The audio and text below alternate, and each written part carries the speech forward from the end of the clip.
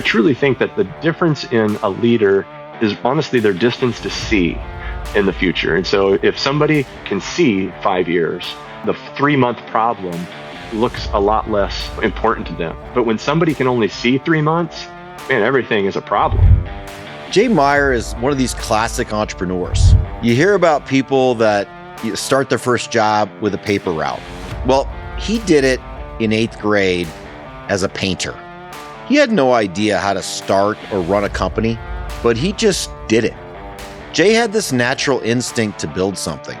That instinct that he had back in 8th grade, it never left him. So here's my chat with Jay Maier. Welcome back to The Turn. I'm Corey Mitchell of Iconic Founders. The Turn is where blue-collar founders talk about the businesses they've built, the value they've created, and what comes next after they sell. So you're 29, you start this business. What are those first years like?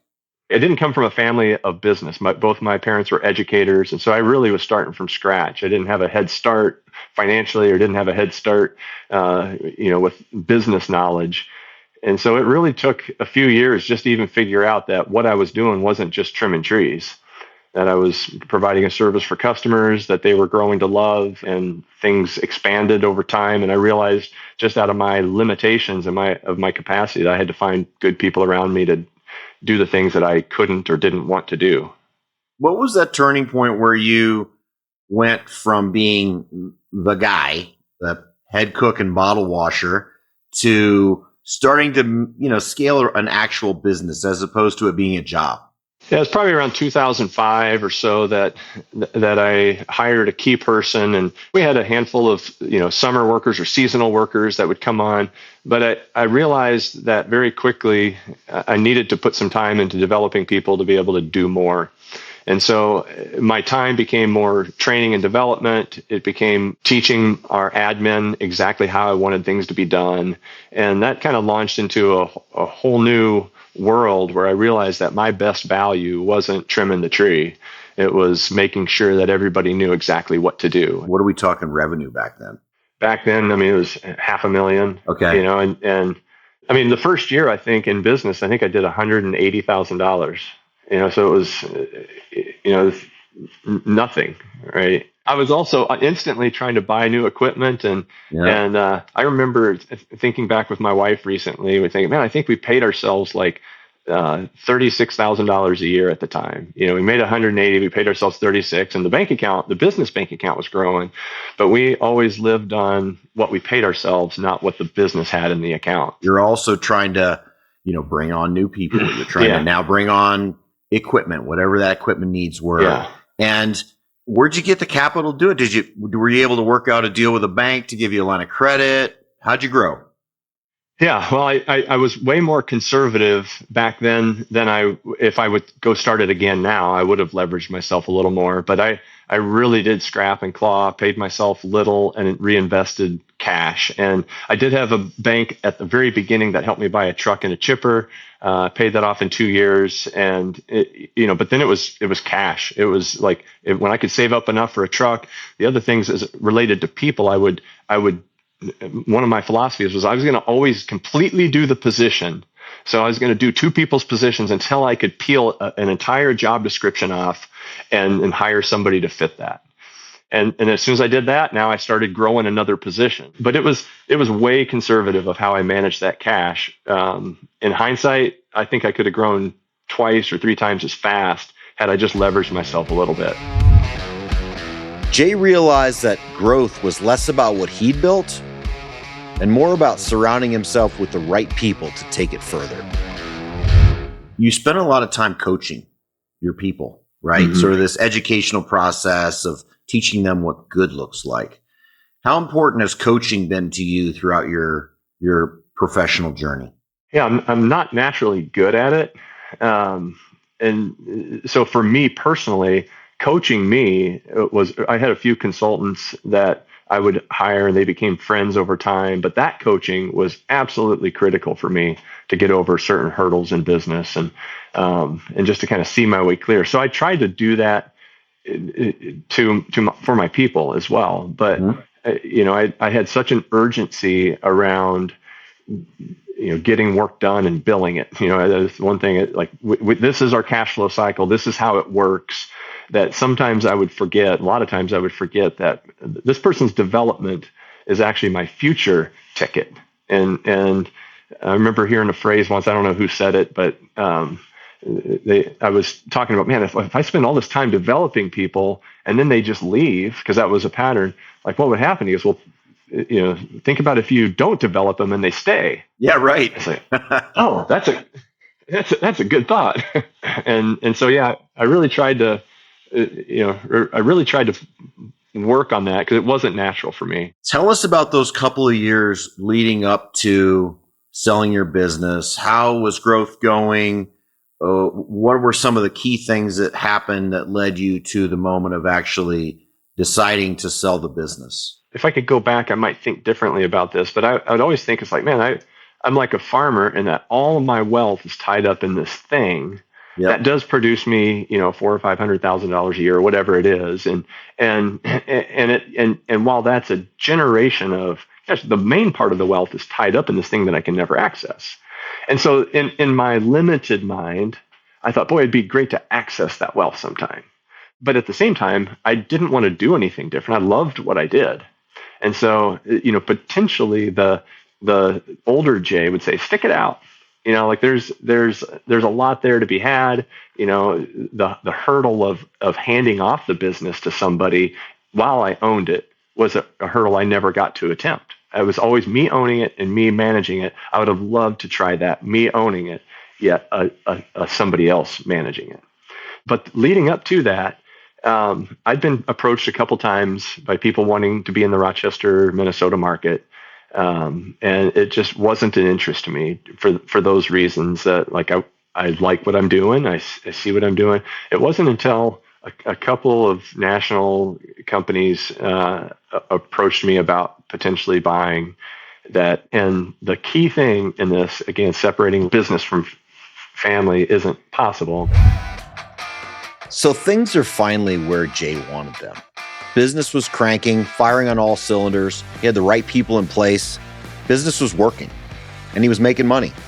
He was up to a few $1,000,000. He wasn't thinking about selling at all. But sometimes right when you have things figured out, life throws you a curveball. My wife was going through what at the time seemed like a terminal diagnosis of stage 4 cancer. And so that happened in early 2013.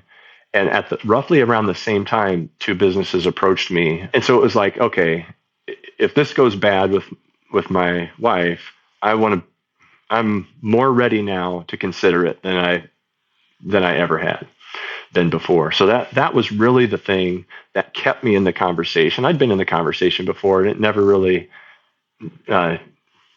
took me to where I wanted to go. It's like, no, I'm content. But now I had another reason. Like I needed more time with my wife that might not be around.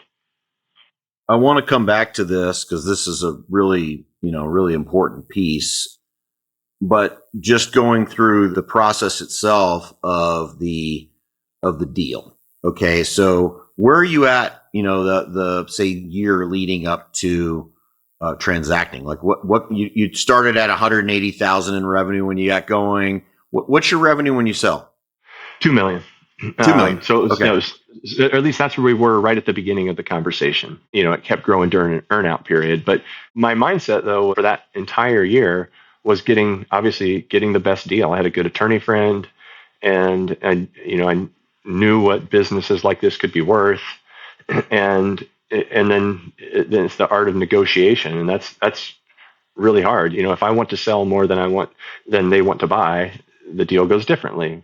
It was a full year of talking and negotiation. Sometimes there was a month or two where there was nothing happening. But on both sides, there was a philosophy of like after the sale, what are they going to do with the business that might impact my earnout? And so all of those things were things I was learning about, talking with professionals that have been through deals, just talking about those things. So tell us about the professionals you brought on. Well, it was, ultimately a business consultant, a tax guy, and an attorney. And so They all three of those were key for different parts of understanding. Like the tax guy, saying you want as much as what you're selling to be blue sky, not the assets.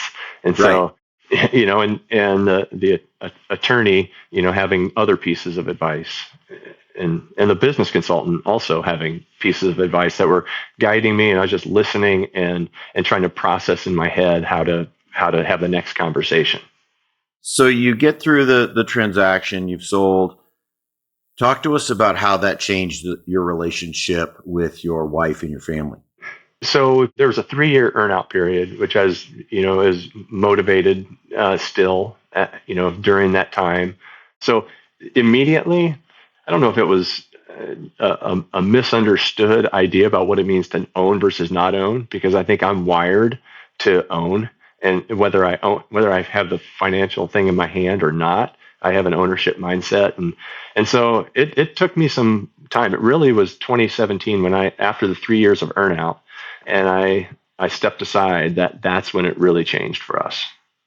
You ever regret the fact that you sold to spend more time with your family, but then you're like, well, crap, I've still got this earnout. I've sort of still got to work. I might as well, if I'm going to have to work and do this earnout anyway, I might as well have kept the thing.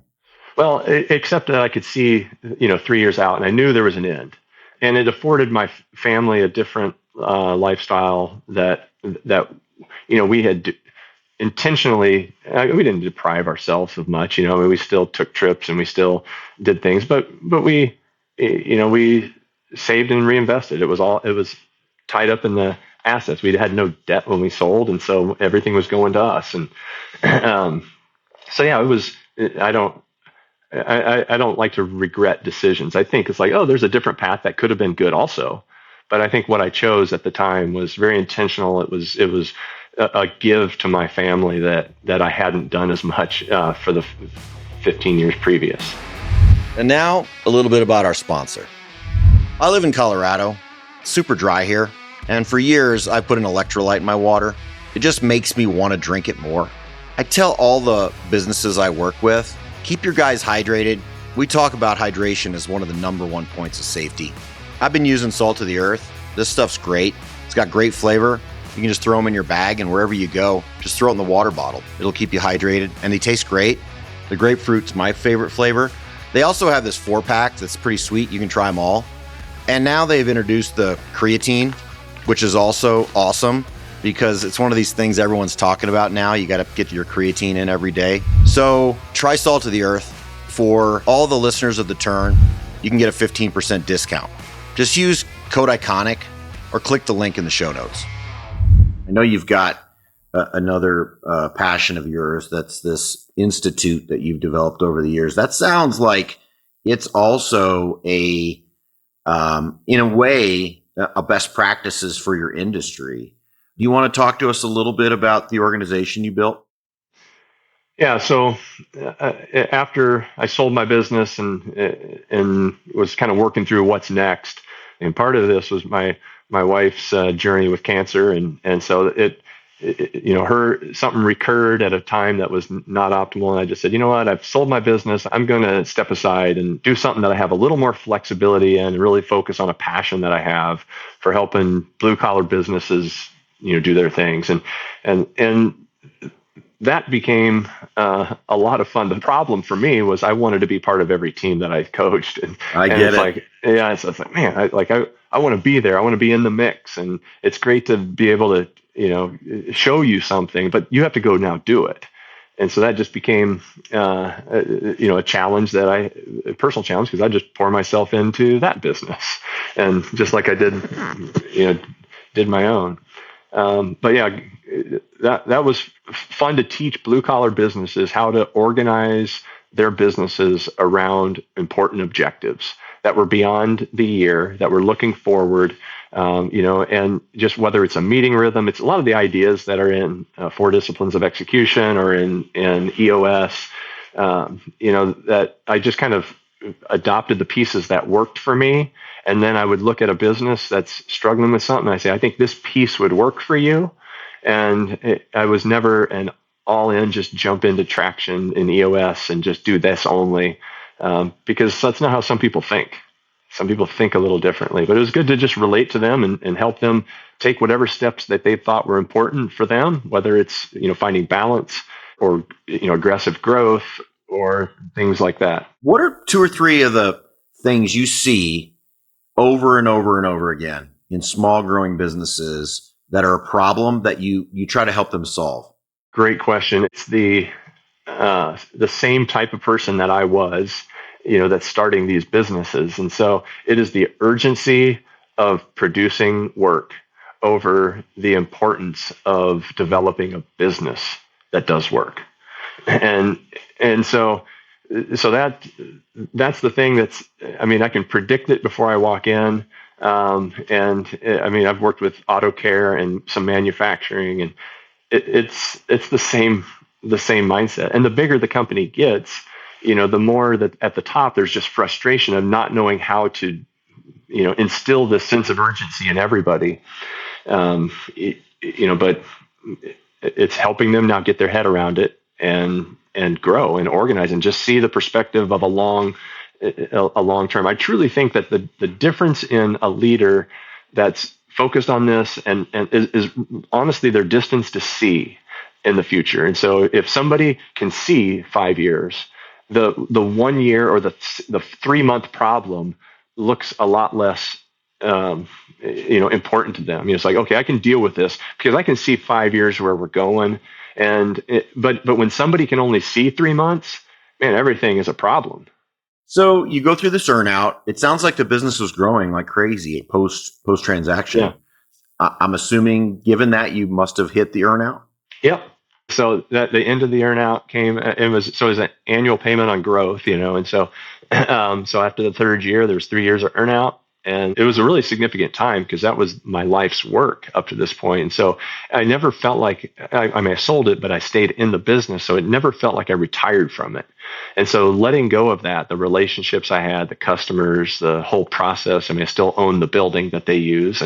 And so it was a significant time. And I think we did it well. And now looking back, you gave a resounding no. I don't have any regrets about selling the business. Yeah. What are you up to these days? Yeah. So it's interesting, as I was consulting, and I was traveling a little bit, and my driven mind doesn't let myself rest.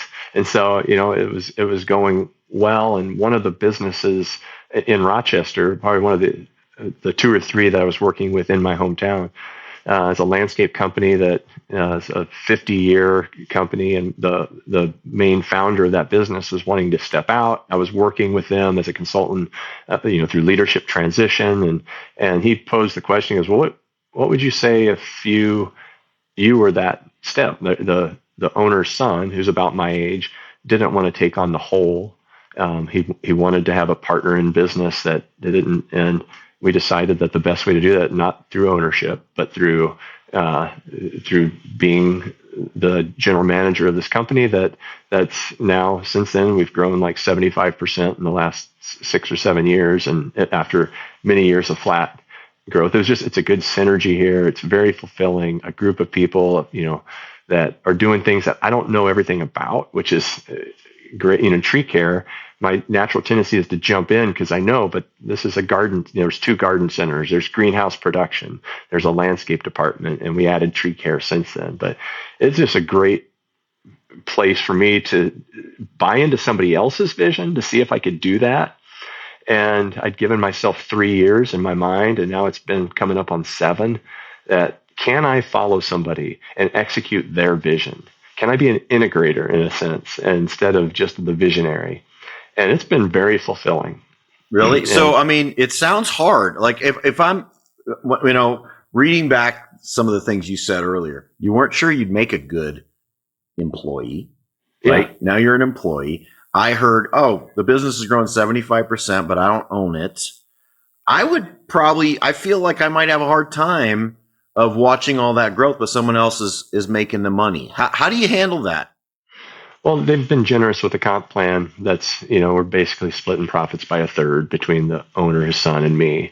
And so that That's great. Now, I mean, I learned a lot about money by being on this side of it, because at the time when I made $500,000, it was $500,000. The business paid the taxes already. Yeah. And now if I'm making that, it's like, now I pay the taxes. Now you got to pay them. Yeah. But it's been, I have other assets that are working for me.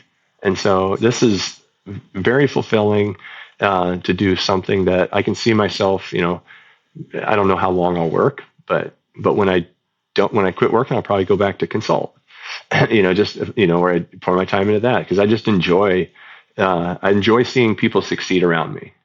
That's obvious. I mean, you've built something from nothing. It grew like crazy. You had a successful transaction. You now are helping someone else grow. You seem happy. I mean, when I hear you talk, you sound truly, happy with where you're at and fulfilled. I feel that. I feel blessed to be able to do something I love. I didn't know if I was going to be made for this. I thought it's going to be hard to work for somebody else. I go, what else am I going to start? I thought there's a couple other businesses I was consulting with that I thought this could be a good fit. But this is right here in Rochester. I'm not traveling. It's where our family is anchored. Jay had built something great. The business was actually working without him. When it was time for him to step away, he had to answer a different question. What was this all really for? I think that's the question that a lot of founders never get to. What are they building this for? They don't ask themselves that question until they have to. I'm Corey Mitchell. Thanks for watching The Turn. If this podcast is interesting to you, it's probably interesting to somebody you know. So I'd appreciate it if you'd like, subscribe, and send it on to somebody you think would enjoy it. Until next time, let's win.